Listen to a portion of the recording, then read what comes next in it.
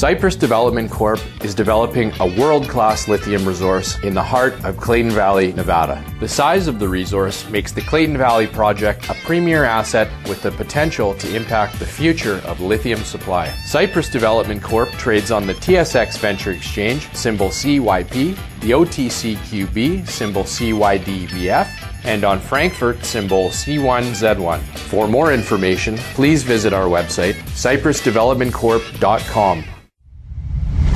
You're listening to HowStreet.com radio, available online at TalkDigitalNetwork.com. Welcome to HowStreet.com radio, the online source for market opinions.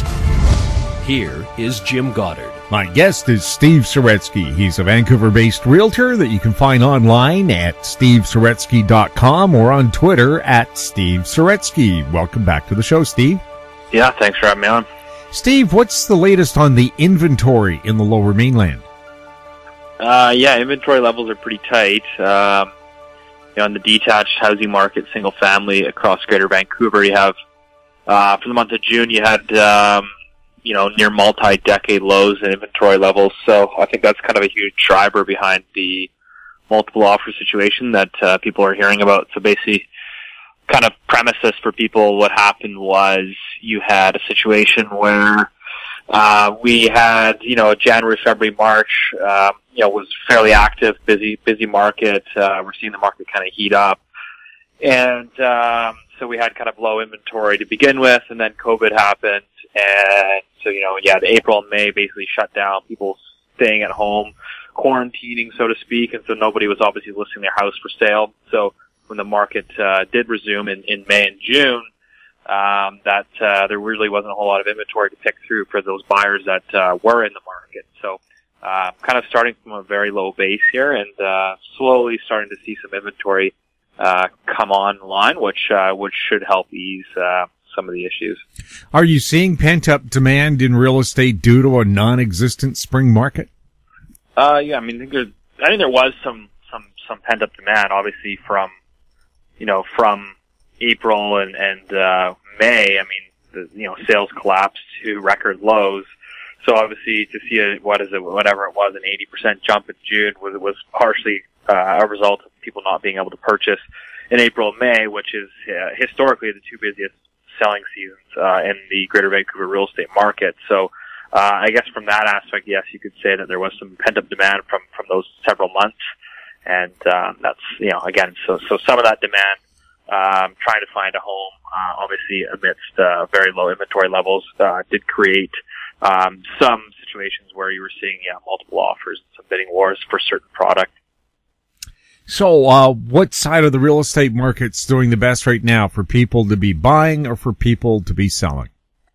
The best market for sellers right now, without a doubt in my mind, is the single family detached entry-level market. So, depending on, your area, your municipality that you're in, but basically, whatever that entry-level single-family house looks like in terms of price point, it's hot basically in every city or every municipality. So, basically, you just have a situation where you have young families, that are growing and looking for space, and, I guess that have kept their jobs, and they're all looking for this similar product, and so that entry-level segment is really hot. So if you're a seller, you can certainly sell into that.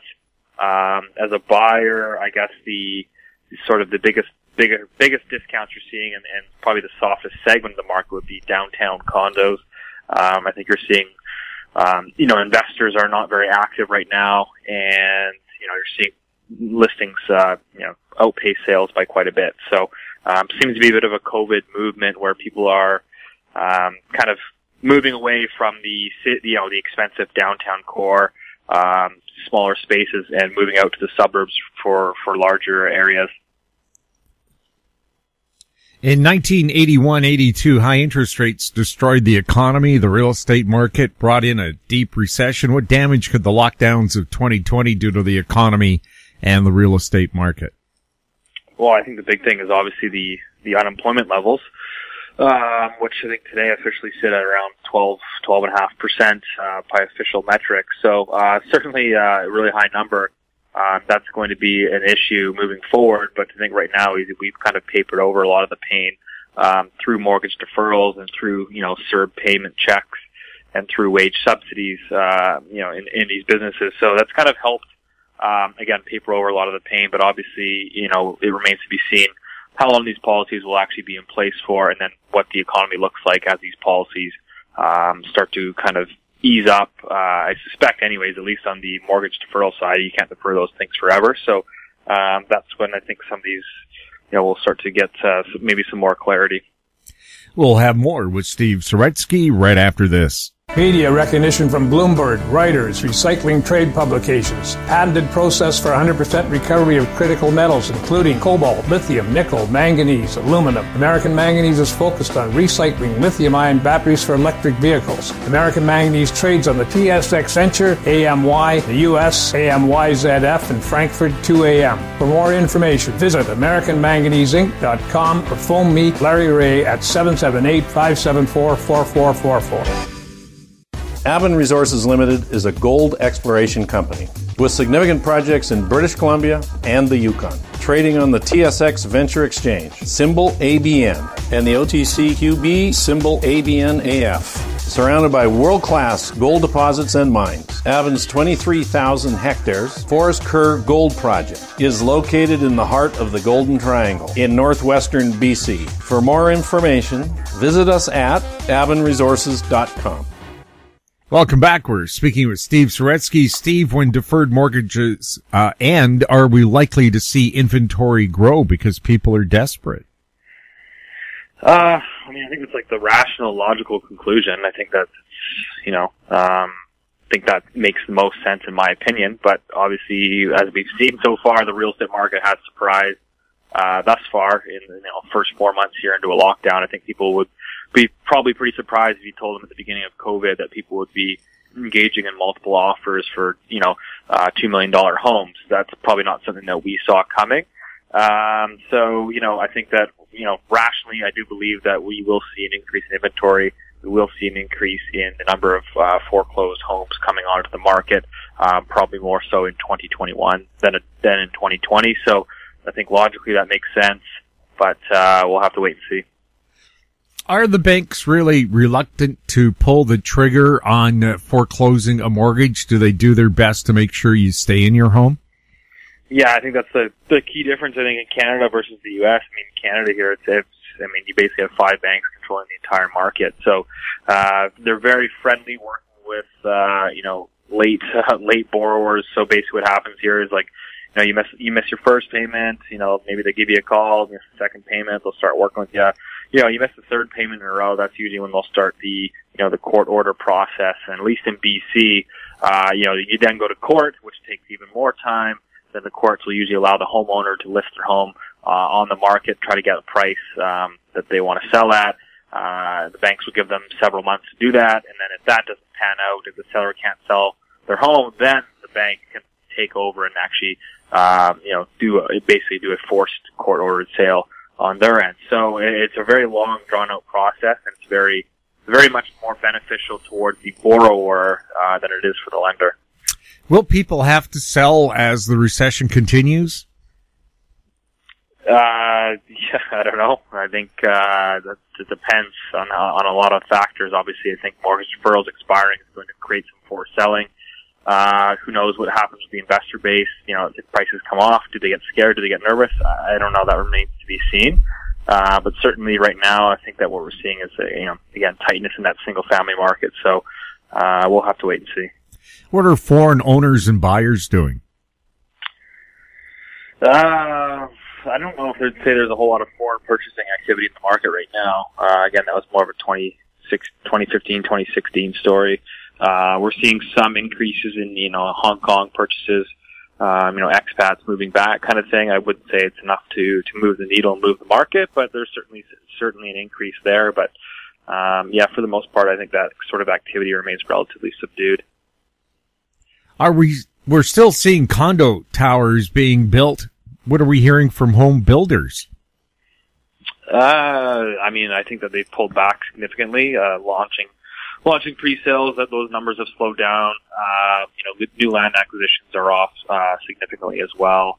and you're seeing some new developments convert into rental buildings. Obviously, not being able to sell at the prices that they want, then if they're in the financial capacity or means to do so, they're actually converting into rentals. So some developers will be able to make that happen and stave that off, and there will be other developments that will be delinquent and will be forced to sell off. So it's certainly a tricky market in the development space right now. We'll have more with Steve Saretsky right after this. Engineer Gold Mines is focused on the exploration and development of the historic high-grade Engineer Gold Mine situated 32 kilometers southwest of Atlin, British Columbia. Engineer Gold Mines is fully permitted for surface and underground exploration with the drill program now underway. Engineer Gold Mines Limited trades on the TSX Venture Exchange, symbol EAU. For more information, please visit us at engineergoldmines.com. Don't miss out. Stay informed. Receive the HowStreet.com weekly recap with thought-provoking podcasts, radio, and articles delivered to your inbox. Sign up for the HowStreet.com weekly recap on our homepage at HowStreet.com. Welcome back. We're speaking with Steve Saretsky. Steve, was there a push for people to move into the cities, then the suburbs, and now into small towns? I think anecdotally you're hearing it. I mean, I know that, like, for example, from what you hear from colleagues and whatnot, for example, like Chilliwack is really hot right now. Single families out there. I think people will just have this notion that they no longer have to go into the office, and so why not be an hour, 2 hours out from the office? And you're seeing you're hearing that sort of demand elsewhere across Canada, in the cottage markets, etc. That people are basically moving further and further out. And kind of ditching the city, the expensive city, which was, I guess pre-COVID, people wanted to be close to the city, close to work, easy transit kind of thing. And there's definitely has been a shift in consumer trends. And those trends right now, at least, are shifting out towards the suburbs. So those have been a large benefactor, of this, COVID. But again, whether that trend holds in 12 or 18 months when people have to go back into the office, obviously remains to be seen. Are there good small towns in BC to move to? I don't know, Jim. You tell me. What do you think? I was going to say, you'd be hard-pressed to find a bad place to live in British Columbia, I would think. Yeah, exactly. For the most part, BC is pretty good. But definitely these small towns I think will do better than probably the inner city.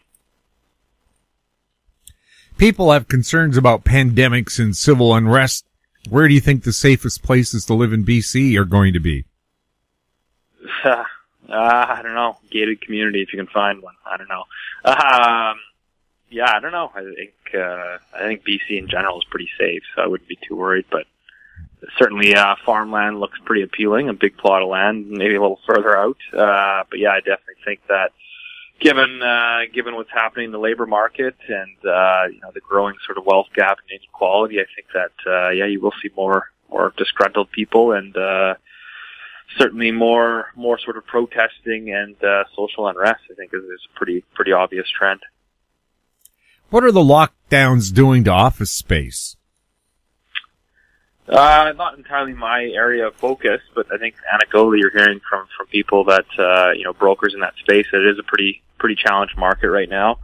I think there's a lot of question marks. I mean, for example, WeWork, which was already, kind of under the gun prior to COVID, is the second largest, office, owner or leaser in Vancouver, in terms of square footage. So, how does their business model work during these kind of times when people are working from home and trying to avoid, contact with other people? I mean, that's going to be a challenging segment of the market, and obviously with the second largest, tenant, that's going to be a challenge for sure. So I think there's going to be some turmoil in that space.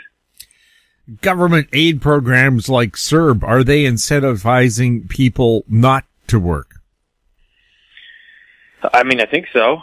At least anecdotally, having some conversations with with people that I know that are on it. I mean, and speaking to some business owners, I know that the Canadian Small Business released their own survey on that. Anyways, it seems that people, why would you go back to a minimum wage job if you can collect $2,000 a month to sit at home and enjoy your summer?